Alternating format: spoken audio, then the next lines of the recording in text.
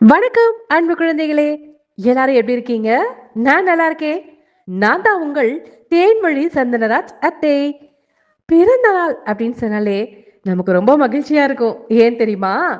அழகான உடையெல்லாம் கிடைக்கும். அது மட்டும் இல்ல, நிறைய பரிசு பொருள்கள் கொடுப்பாங்க தானே. ஆமா, பரிசுனாலே ரொம்ப மகிழ்ச்சி தான். பரிசு வாங்குறவங்களுக்கு மட்டும் இல்ல, கொடுக்குறவங்களுக்கும் ரொம்ப மகிழ்ச்சியா தான் இருக்கும். இன்னைக்கு நீங்க கேட்க போற கதை கூட பரிசு கொடுத்த பள்ளிராஜாவோட கதை தான். இந்த கதை தங்கப்பெண் சொன்ன கதையில தான் இடம்பெற்றிருக்கு.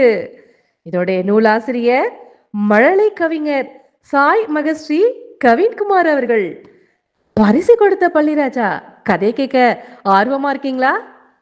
பள்ளியூர் அப்படின்னு ஒரு அழகான குட்டி ஊர் ஒண்ணு இருந்துச்சு. அதுல நிறைய பள்ளிகள் வாழ்ந்து வந்தன. அந்த பள்ளிகள் பூச்சிகளையும் வண்டுகளையும் தான் காலை மதியம் இரவுன்னு 3 வேளையும் உணவா நல்லா சாப்பிட்டுட்டு வாழ்ந்துட்டு வந்துச்சு. பூச்சிகள் எல்லாம் தன் உணவை தேடுறதுக்கு பள்ளிகளுக்கு தெரியாம இருக்கணும் அப்படின்னு சொல்லிட்டு இரவு நேரத்துல பள்ளி ராஜாவோட அரண்மனைக்குள்ள வரும்.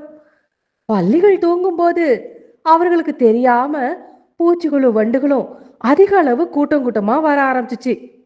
இத பார்த்த பள்ளி ராஜா, பூச்சிகளே, வண்டுகளே, இந்த ராத்திரி நேரத்துல எதுக்கு இங்க வரீங்க அப்படின்னு கேட்டுச்சு.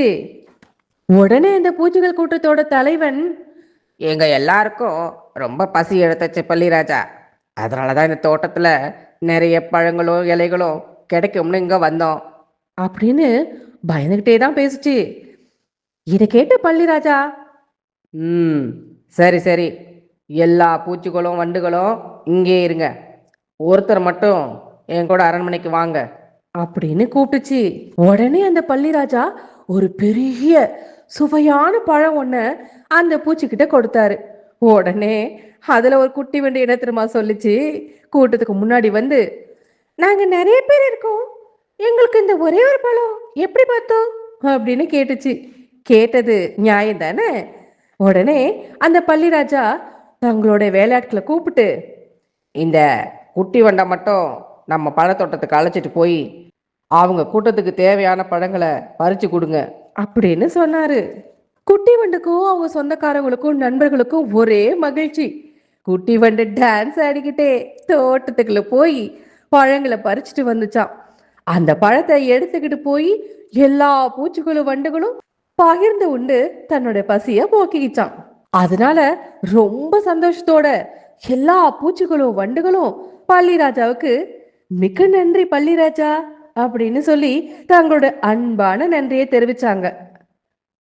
பக்கத்துல உள்ள எலியூரு, புலியூரு, சிங்கவூரு, செல்லூரு இப்படின்னு எல்லா ஊர்லயும் பள்ளிராஜாவோட புகழ் பரவிக்கிட்டே போனது.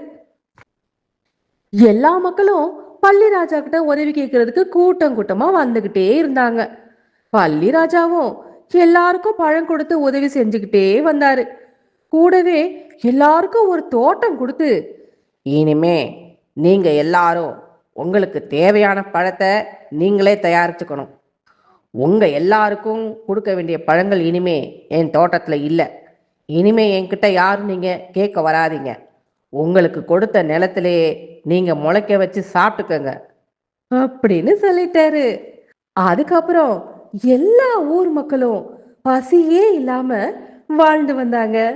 கதை நல்லா இருந்துச்சு தானே. நன்றி, வணக்கம்.